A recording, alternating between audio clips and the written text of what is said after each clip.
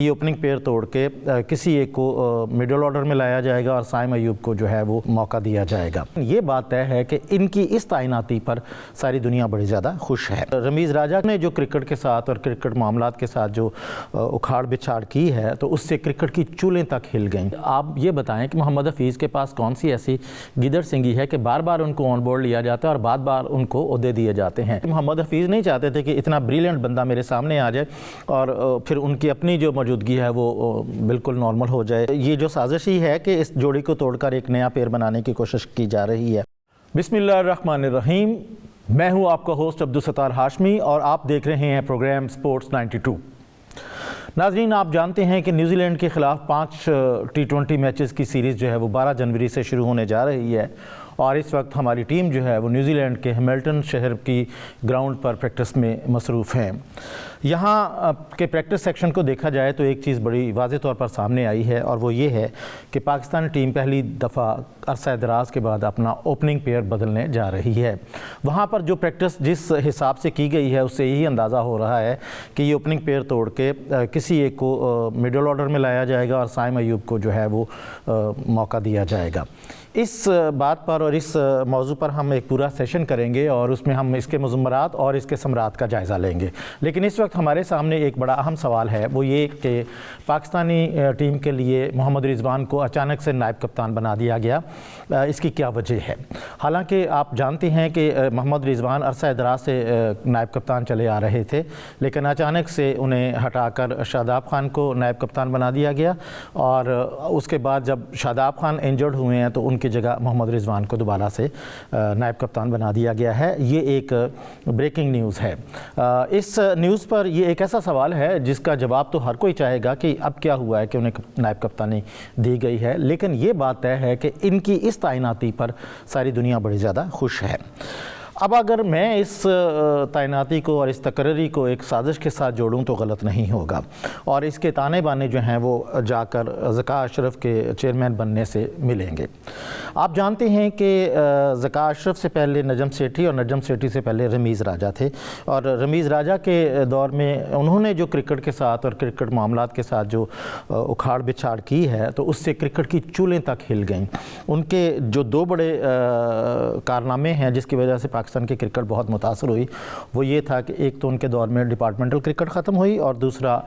Junior PSL پر انہوں نے ایک خطیر رقم خرچ کر کے کرکٹ بورڈ کو اچھا خاصا نقصان پہنچایا اور اس کے بعد ان کے دور کے بعد پاکستان کی کرکٹ جو ہے وہ محدود ہو کے رہ گئی۔ اس کے بعد نجم سیٹھی آئے تو انہوں نے معاملات کو بہتر کرنے کی کوشش کی اور انہوں نے آئین کو بحال کیا، ڈپارٹمنٹل کرکٹ کو شروع کرنے کی دوبارہ سے کوششیں شروع کیں اور ابھی تو وہ کوششوں میں کامیاب ہونے ہی والے تھے کہ اچانک سے بیچ میں آصف علی زرداری سابق صدر پاکستان کود پڑے اور انہیں ہٹا کر ذکا اشرف کو اس سیٹ پر لا بٹھایا۔ اب ذکا اشرف کی یہ سیکنڈ ٹرم تھی ایز اے چیئرمین اور اس وقت وہ عبوری چیئرمین تھے اور عبوری چیئرمین کے پاس زیادہ اختیارات نہیں ہوتے، تو ذکا اشرف نے اپنی تعیناتی اور اپنی قابلیت کو ثابت کرنے کے لیے سب سے پہلے یہ کیا کہ سابق کرکٹرز کی ایک کمیٹی بنا دی جس میں مصباح الحق بھی تھے اور محمد حفیظ بھی تھے اور اس کے علاوہ دوسرے کرکٹرز بھی تھے اور اس کمیٹی کا جو کام تھا وہ کرکٹ کے معاملات کو دیکھنا تھا۔ تو اس کمیٹی کو جو پہلی اسائنمنٹ آئی وہ ورلڈ کپ کے لیے ٹیم کا اناؤنسمنٹ تھا۔ ورلڈ کپ کے لیے ٹیم کی اناؤنسمنٹ پر محمد حفیظ کا اختلاف ہوا سلیکشن کمیٹی کے ساتھ تو انہوں نے اس کمیٹی سے ریزائن کیا اور باہر چلے گئے۔ خیر، ہماری جو کمیٹی تھی انہوں نے نئی ٹیم کا اعلان کر دیا، بابر اعظم کی مرضی کی ٹیم انہیں دے دی گئی اور ورلڈ کپ کھیلنے چلے گئے۔ ورلڈ کپ ناکام ہو کر واپس آئے تو بہت ذرا اتل پتل ہوئی اور بہت ساری تبدیلیاں جو ہیں وہ سامنے آئیں اور اسی تبدیلیوں کے زمرے میں بابر اعظم کی کپتانی بھی گئی اور اس کے ساتھ ہی محمد حفیظ کو ایک دفعہ پھر جو ہے وہ آن بورڈ لیا گیا اور انہیں کرکٹ بورڈ کا ڈائریکٹر بنا دیا گیا۔ سوال یہ ہوتا ہے پیدا کہ آپ یہ بتائیں کہ محمد حفیظ کے پاس کون سی ایسی گیدڑ سنگھی ہے کہ بار بار ان کو آن بورڈ لیا جاتا ہے اور بار بار ان کو عہدے دیے جاتے ہیں۔ آپ مجھے یہ بتائیں کہ کیا ان کے پاس کوئی کسی کوچنگ لیول کا کوئی سرٹیفکیٹ ہے، کوئی انہوں نے کسی لیول کا بھی کوچنگ کورس کیا ہو یا ان کے پاس کسی مینجمنٹ کی ڈگری ہو کہ وہ ٹیم کی مینجمنٹ کو سنبھال سکیں، یا ایون یہی بتا دیا جائے کہ انہوں نے کرکٹ میں پاکستان کے لیے کوئی ایسی غیر معمولی خدمات سر انجام دی ہوں تو جس کی بنا پر انہیں اس عہدے پر لا کر بٹھا دیا گیا ہے۔ تو اس طرح مطلب سیدھی بات تو یہ یہ ہے کہ انہیں تھانے دار بنا دیا گیا اور تھانے دار لا کر بٹھا دیا گیا۔ اب آپ یہ بتائیں کہ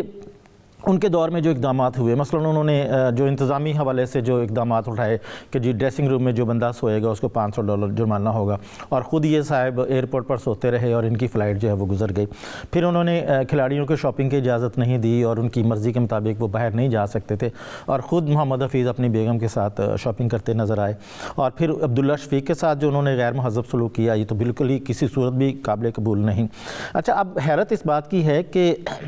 پاکستان میں بڑے بڑے نام ہیں، مدثر نظر سے بھی بڑا کوئی نام ہوگا، محسن حسن خان سے بھی کوئی بڑا نام ہوگا،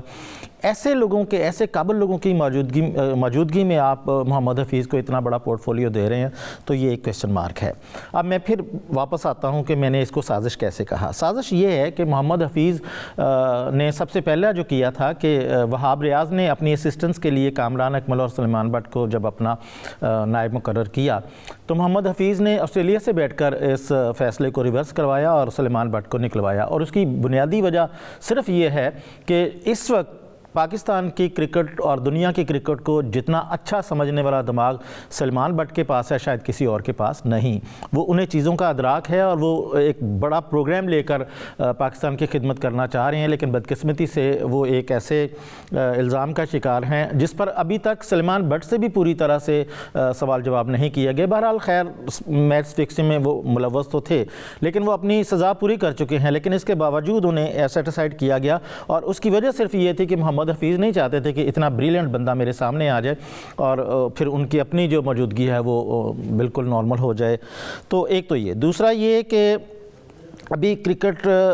سیریز شروع ہونے سے کوئی ایک دن پہلے انہوں نے پریس کانفرنس کر کے یہ بتایا کہ محمد رضوان کو یا بابر اعظم کو ہم ریسٹ بھی دے سکتے ہیں۔ تو یہ ایک ایسا سوال تھا جس پر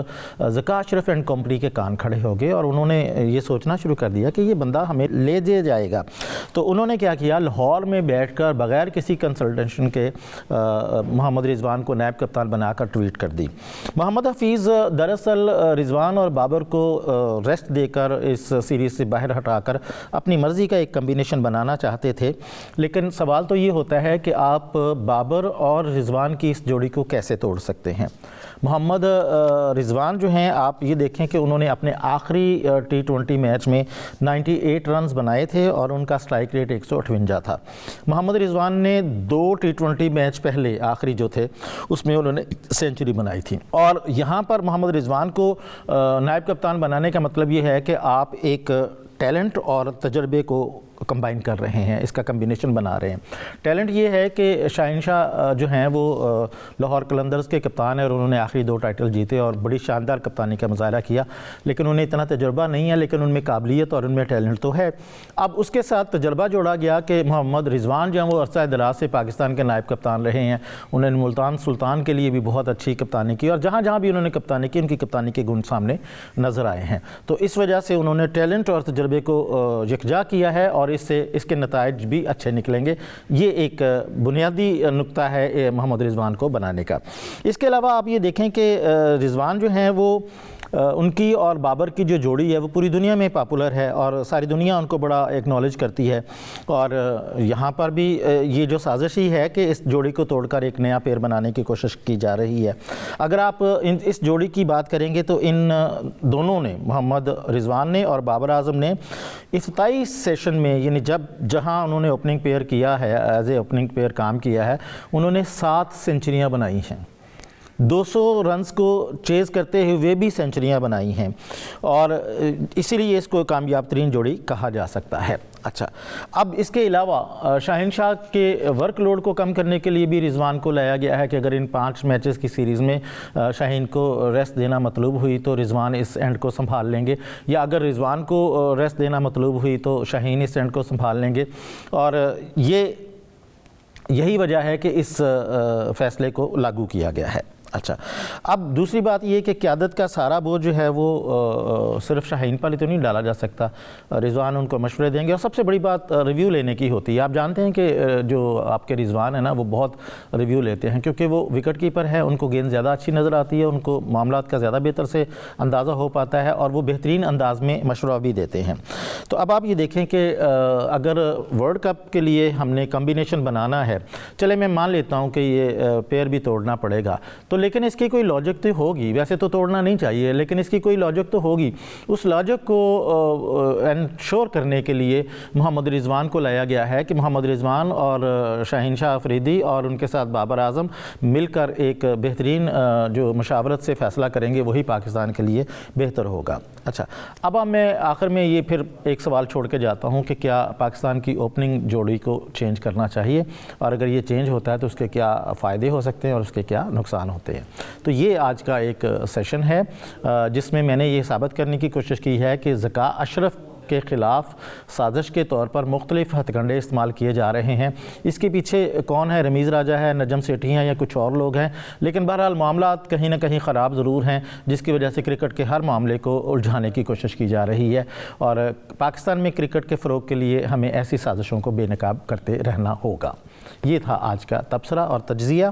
اور اس کے بعد دوسرے سیگمنٹ میں آتے ہیں آج کی خبریں۔ اور پہلی جو افسوسناک خبر ہے وہ یہ ہے کہ فٹ بال کے شائقین کے لیے یہ خبر بڑی افسوسناک ہے کہ جرمن فٹ بال ٹیم کے کھلاڑی اور بعد ازاں کوچ فرانز باور وہ 78 سال کی عمر میں انتقال کر گئے ہیں، اور وہ دنیا کے تیسرے کھلاڑی تھے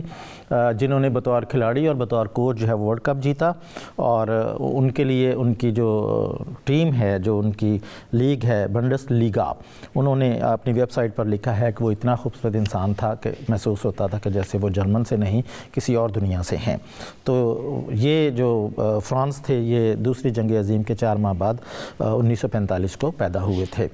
اور دوسری بھی افسوسناک خبر ہے وہ ٹینس کے شائقین کے لیے ہے، اور ٹینس کے شائقین کے لیے یہ افسوسناک خبر ہے کہ Spanish superstar Rafael Nadal جو ہیں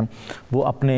پٹھوں کے مسئلے کی وجہ سے، مسل ٹیئر کہتے ہیں اس کو، مسل ٹیئر کی وجہ سے وہ آسٹریلوی اوپن 2024 سے دستبردار ہو گئے ہیں۔